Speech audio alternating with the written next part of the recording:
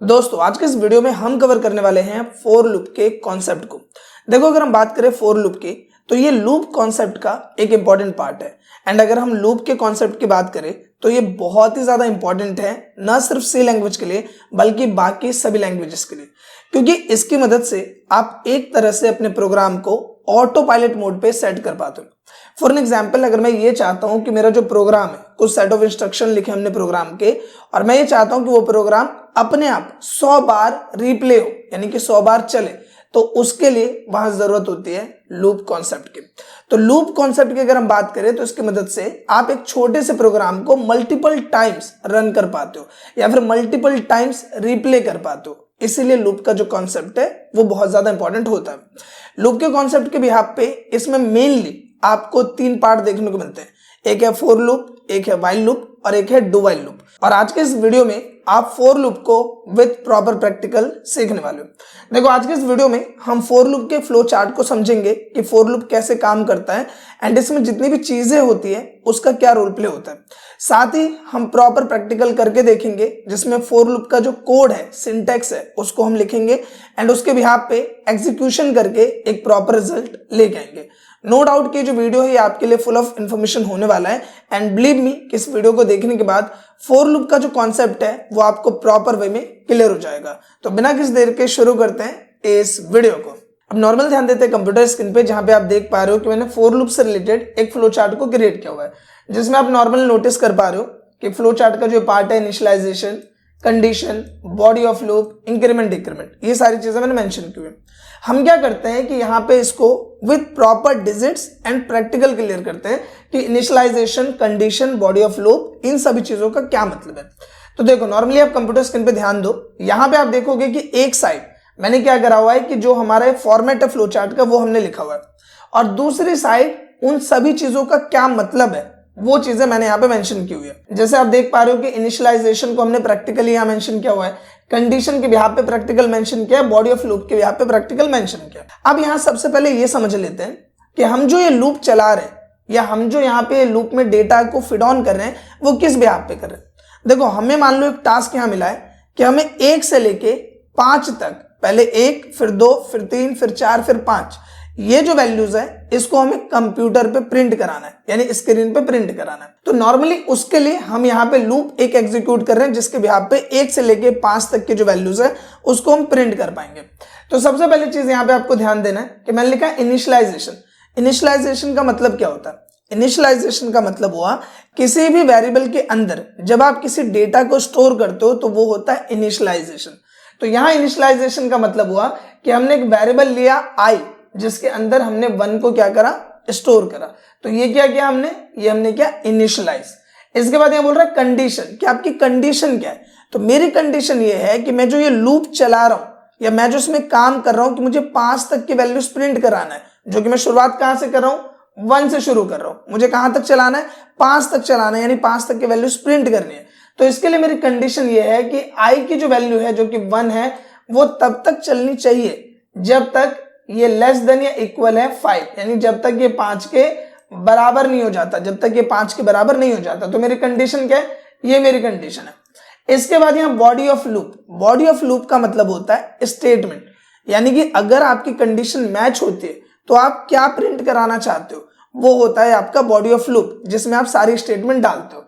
जिसके भी यहाँ पे मैंने एक स्टेटमेंट दी, printf लिखा, %d किया और i की जो वैल्यू है उसको मैंने प्रिंट किया। अब यहाँ पे नेक्स्ट टर्म क्या है, इंक्रीमेंट और डिक्रीमेंट। इसका क्या मतलब है, इसका मतलब ये हुआ कि अगर मेरी कंडीशन यहाँ पे मैच होती है, ये रही मेरी कंडीशन, अगर मेरी कंडीशन मैच हुई तो ये क्या करेगा, ये यहाँ पे वैल्यू को इंक्रीमेंट या डिक्रीमेंट करेगा, जिसके यहाँ पे लूप को हम दोबारा चला सके। आई होप के पॉइंट आपको क्लियर हुआ कि इनिशियलाइजेशन का क्या मतलब है, कंडीशन का क्या मतलब है, body of loop, increment, decrement का क्या मतलब है। इतना समझ गए आप कि इन सभी चीज को हम प्रैक्टिकली कैसे मेंशन करेंगे। अब यहाँ पे समझते हैं इस प्रॉपर फ्लो चार्ट को। ठीक है, इनिशियलाइज को हटा के हमने यहाँ पे पूरा वैल्यू डाल दिया, फिर हमने कंडीशन को हटा के यहाँ कंडीशन डाल दी, और जो बॉडी ऑफ लूप था उसमें हमने यहाँ पे स्टेटमेंट डाल दी, और इंक्रीमेंट डिक्रीमेंट की जगह हमने यहाँ पे इंक्रीमेंट पोर्शन डाल दिया। अब ये काम कैसे कर रहा है इस पॉइंट को समझो। सबसे पहले हमने क्या करा कि हमने एक वेरिएबल लिया जो कि है i, जिसके अंदर हमने क्या किया, हमने 1 को स्टोर किया। नॉर्मली आप देख पा रहे हो मैंने क्या लिखा, i इक्वल है 1। तो अभी जो नॉर्मली ये i है इसके अंदर अभी क्या वैल्यू है, अभी इसके अंदर वैल्यू है 1, ठीक है, यानी i क्या है, ये 1 है। अब मुझे यहां देनी है कंडीशन जिसके बिहाफ पे मैं 5 तक के वैल्यूज को प्रिंट कर सकूं। तो मैं ये बोल रहा हूं कि i का जो लूप है वो तब तक चलना चाहिए जब तक वो लेस देन या इक्वल है 5, यानी जब तक वो 5 के बराबर नहीं हो जाता तब तक ये लूप को कंटिन्यूली मुझे चलाते रहना है, बार बार इस कोड को मुझे चलाते रहना है। तो यहाँ पे देखो अभी i की वैल्यू क्या है 1, तो हमने i की जगह 1 डाला। अब ये इसको चेक करेगा कि क्या जो ये 1 है वो लेस देन या इक्वल है 5 के, जवाब है हाँ। जो i है जिसके अंदर 1 है तो 1 जो है वो छोटा है 5 से, इट मीन्स क्या हुआ, ये ट्रू हुआ। अगर ये फॉल्स हो जाता तो हमारा कोड चलना बंद हो जाता, तो अभी ये फॉल्स नहीं हुआ, कंडीशन मैच कर गई, तो ये ट्रू हुआ। ट्रू होने के बाद ये क्या करेगा, ये i की वैल्यू को प्रिंट करेगा, यानी इसने क्या प्रिंट किया 1। इसके बाद इसने क्या किया, इसने इंक्रीमेंट किया, किसको इंक्रीमेंट किया, i की वैल्यू को। i के अंदर क्या है 1, इंक्रीमेंट हुआ, तो इंक्रीमेंट होने पे i की वैल्यू बढ़ जाएगी। अब i की वैल्यू क्या हो गई, 2 हो गई। तो अब यहाँ पे दोबारा कंडीशन चेक करेगा, तो अब i की वैल्यू क्या है, 2 है। तो क्या 2 लेस देन या इक्वल है 5 के, तो जवाब है कि 2 लेस देन है 5 के। 2 जो है वो 5 से छोटा है, जो कि हमने यहाँ कंडीशन दी है, तो जिसके भी यहाँ पे क्या करेगा, कंडीशन मैच हो गई, यानी ट्रू हो गई। तो अभी i की वैल्यू को प्रिंट करेगा। अब i की वैल्यू 2 है तो इसने 2 प्रिंट किया।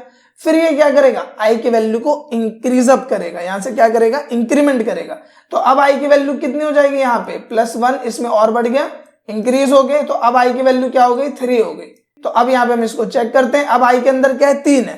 तो सवाल फिर से वही कि क्या जो ये 3 है वो लेस देन या इक्वल है 5 के, जवाब है हाँ। 3 जो है वो छोटा होता है 5 से, तो हमारी कंडीशन फिर से ट्रू हो गई। तो फिर से हमने क्या करा, i की वैल्यू को यहाँ पे प्रिंट कर दिया। इसके बाद इसने क्या किया, i की वैल्यू को इंक्रीमेंट किया। अब i की वैल्यू इंक्रीमेंट हुई, फिर +1 हुआ। अब यहाँ पे i की वैल्यू क्या हो गई, 4 हो गई।